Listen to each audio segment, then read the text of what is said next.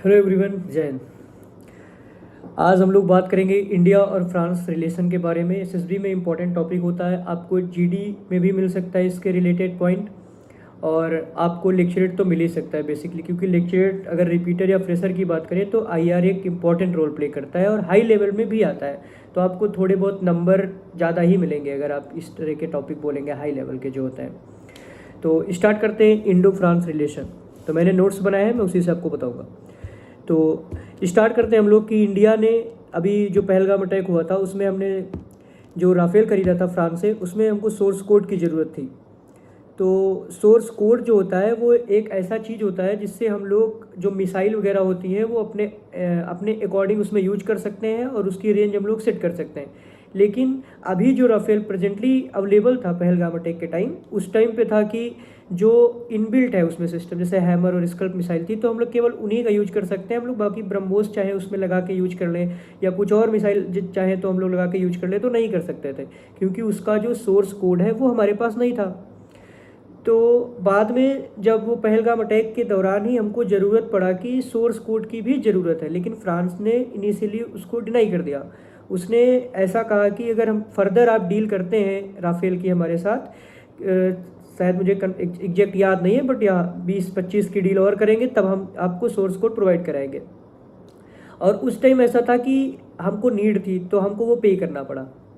तो इसलिए जो हम लोग कहते हैं ना make in India programme government चला रही, तो वो इस पॉइंट ऑफ हम लोग उसको काउंटर कर सकते हैं। अगर जीडी में सपोज आपको कुछ भी बोलना हुआ कि मेक इन इंडिया क्यों बेटर है, उसको क्यों सपोर्ट करना चाहिए, तो आप ऐसा बोल सकते हैं कि अगर हम लोग फॉरेन से चीज़ें लेंगे, वेपन्स एंड आर्मरी लेंगे, तो हो सकता है कि युद्ध के जो अगर हम लोग कहीं किसी वॉर में चले जाएँ फ्यूचर में भी, तो हमको अगर किसी चीज़ की टेक्नोलॉजी की नीड पड़ी तो हमको उनसे पूछना पड़ेगा।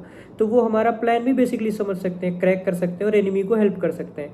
तो इसलिए मेक इन इंडिया और जो अभी एक नया इनिशिएटिव लॉन्च किया है कि हम लोग टेक्नोलॉजी पूरी ले लेंगे, जैसे ब्रह्मोस की टेक्नोलॉजी ले लेंगे, जो भी आईएनएस की कुछ प्रोजेक्ट चल रहे हैं उसकी टेक्नोलॉजी ले लेंगे, तो सारा टेक्नोलॉजी लेके हम लोग बाकी चीज़ें इंडिया में बनाएंगे। मतलब जो एक उसका आउटर कवरिंग होता है, जो एक उसमें आर्किटेक्चर होता है किसी भी चीज़ का, किसी भी चीज़ का जो डिज़ाइन होता है वो हम लोग उनसे लेंगे। बाकी उसमें जो सॉफ्टवेयर और बाकी चीज़ें होती हैं, टेक्नोलॉजी होती है, वो हम लोग अपनी लगाएंगे। तो इससे होगा क्या कि फ्यूचर में हमको किसी पे डिपेंड नहीं रहना पड़ेगा ऐसे टेक्नोलॉजी के लिए।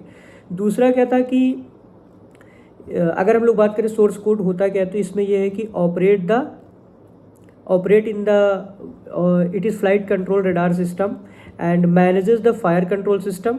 और मिसाइल भी जो हम लोग फिक्स करते हैं, मिसाइल और fix targets are locked and runs on electronic warfare suites.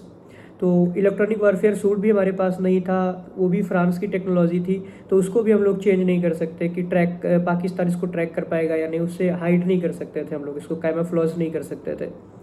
तो एक तो ये पॉइंट हो गया। उसके बाद जो फ्रांस के कंसर्न क्या थे कि मतलब उसने भी कोई रीज़न दिया होगा ना कि हम लोग क्यों नहीं दे रहे हैं आपको सोर्स कोड, तो उसके 4 पॉइंट थे। उसमें था इंटेलेक्चुअल प्रॉपर्टी रिस्क, क्योंकि ये उनका जो प्रोजेक्ट है राफेल भाई, वो अगर इंडिया को देंगे तो हो सकता है फ्यूचर में इंडिया बना के किसी और को बेचने लगे, तो ये रिस्क था उन्होंने बताया। दूसरा इकोनॉमिक कंट्रोल, तो अगर इंडिया ने किसी और को ट्रांसफ़र कर दिया तो वो फिर डायरेक्ट बनाने लगेंगे, तो जो फ्रांस की कंपनीज़ हैं उनका नुकसान होगा, फिर वो फर्दर तो सेल होगा नहीं, क्योंकि अगर टेक्नोलॉजी फैल गई तो फिर नहीं होगा। और स्ट्रेटजिक लेवरेज भी था, क्योंकि अभी केवल फ्रांस बनाता है, फिर अगर in future if the technology will be lead, so there might be chances that other countries would also be making that Rafale and they are not dependent on the France any more. And if you talk about fear of espionage also one of the concern, कि अगर उनको technology या सारी चीज़ें मिल गई तो वो hack करके फ्रांस के सर्वर में भी जा सकते हैं, क्योंकि टेक्नोलॉजी तो इंटरकनेक्टेड है राफेल की। तो इसलिए भी उसने 4 रीज़न बताए थे। लेकिन फिर इनिशियली जो टॉक्स हुई, हमारी डिप्लोमेसी हमने करी, तो परमिशन मिल गई थी। फिर नॉट एक्सेस टू, क्या क्या एक्सेस नहीं होगा हमारे पास जो अगर सोर्स कोड नहीं होगा हमारे पास, तो इसमें हमारे पास रडार सिस्टम का एक्सेस नहीं होगा, spectra EW suit source code नहीं होगा, fire control and missile interference का हमारे पास नहीं होगा, हम लोग मिसाइल नहीं इंटरफेयर कर सकते अपने हिसाब से। और मिशन सॉफ्टवेयर कंट्रोल सिस्टम, तो जो सॉफ्टवेयर होता है बेसिकली वो भी हम लोग नहीं यूज कर सकते।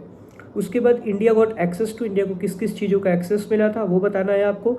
उसमें है कि मेंटेनेंस ऑफ मैनुअल्स, सब integration support, capability to install some Indian origin weapons. तो इंडिया ने इन 3 चीज़ों की डिमांड रखी थी, आप ये बता सकते हैं और इतना कर लीजिए। उसके बाद आप इनिशियली थोड़ा बहुत ये बता सकते हैं कि यूरोप का कंट्री है, नेटो का मेंबर है और उसको हम लोग डिप्लोमेसी ग्लोबल जो ये हम लोग इंडो पैसिफिक इकोनॉमिक कॉरिडोर बना रहे हैं उसमें हमारे साथ हेल्प करेगा। तो ये सारी चीज़ें इंक्लूड करके आप 3 मिनट आपको बोलना है, आराम से आप निकाल सकते हैं। और करंट का आप जितना ज़्यादा बताएंगे ना वो इम्पैक्ट ज़्यादा करता है कि आप रिसेंट में पढ़ रहे हैं, क्योंकि रटने को तो आईआर इतना मुश्किल नहीं है, मतलब जो रिपीटर होते हैं रट ही लेते हैं। लेकिन आप अगर करंट से रिलेटेड देखेंगे तो हम लोग यहाँ पे टॉपिक बेसिकली करंट से रिलेटेड कवर करेंगे। हिस्ट्री आप 1-2 पॉइंट याद करके, हिस्ट्री याद भी नहीं होती, करंट वाला थोड़ा चढ़ भी जाता दिमाग में चला करता है। तो थैंक यू।